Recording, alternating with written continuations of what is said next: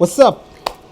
Are you wondering why your pictures are not looking the way you want them to look? Have you been asking yourself why your pictures don't look the way you imagine them in your head?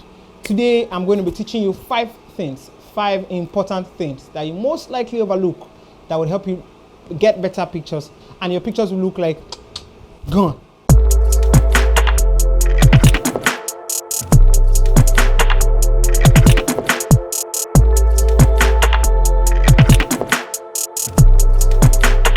So, welcome back. These 5 things are things that you most likely overlook or you do not know the reason why some other photographers do them.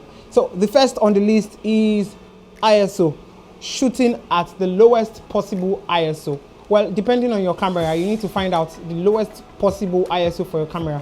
That's like the native ISO. That's the ISO at which your camera performs at its best. It's not just about buying really expensive cameras without knowing how to work them.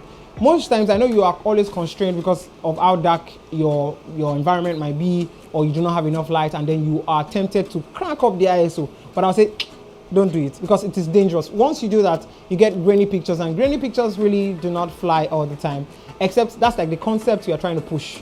Next on the list is shooting RAW. You should be shooting RAW. What is RAW? RAW is the unprocessed version of your image. When you take JPEG from your camera, it is most likely compressed because of size. But if you allow your camera to also shoot RAW, I'm sure there's a setting that allows you to set your camera to shoot RAW and JPEG at the same time, because you might want to preview, so JPEG to preview, but you should shoot most of your pictures in RAW, because that way it allows you to be able to properly manipulate anything you want to manipulate and the different conditions that you are probably taking your picture. Number 3 is protecting your highlights. You need to guard your highlights like your babies, because the truth is, your highlights are going to influence how your pictures look in the end, because anywhere you have highlights, you might be losing so much detail. So try as much as possible to reduce your highlights, protect your highlights, make sure that you're not losing so much details in the process of taking your pictures.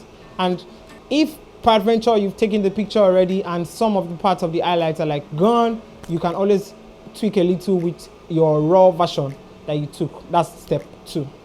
Number 4, that is sharpness. Sometimes you can always tweak the sharpness of your images on your camera, but that's not enough, because sharpness is always most times dependent on your lens, the exact lens that you're using on your camera. So I advise that you go online and check the sharpest aperture or f-stop for your lens. If you're using probably like a 50mm prime Canon, I think it is around f4.0, you get like the sharpest images. That doesn't mean that you wouldn't get sharp images at all at 1.8, but the truth is, probably out of 10 pictures, you might only get, say, 4 that are sharp, and you might not have the time to check closely while you are shooting. Probably you're shooting at an event. So it's just advisable that you stick to the sharpest f-stop or aperture opening that your camera works with. Number 5, which is the last, is unique perspective. The pictures that have us hooked most times are taken from angles that we do not even expect, angles that we normally do not see. Our normal everyday angles are probably what we see from our eye level, walking around, traveling, swimming, what you see by yourself. But imagine if you had to bend a little, you had to go up a little, and then you see different perspectives. But you have to be sure that you are tweaking these perspectives to fit your story. If you are taking someone and you want them to look a bit magnified, you should probably tilt your camera down a little, or you come down as a photographer and take from below. And if you want to make them look small, you want to throw the concept of smallness, you should take from the top.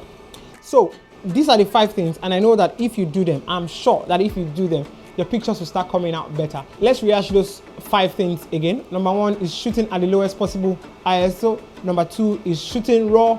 Number 3 is protecting your highlights. Guard them like your babies. Number 4 is working with the sharpest aperture opening or f-stop of your lens. And number 5 is unique perspective. I believe that you've learned something from this really short YouTube video. If you think so, please don't forget to subscribe, like, and comment. I'll see you in the next video.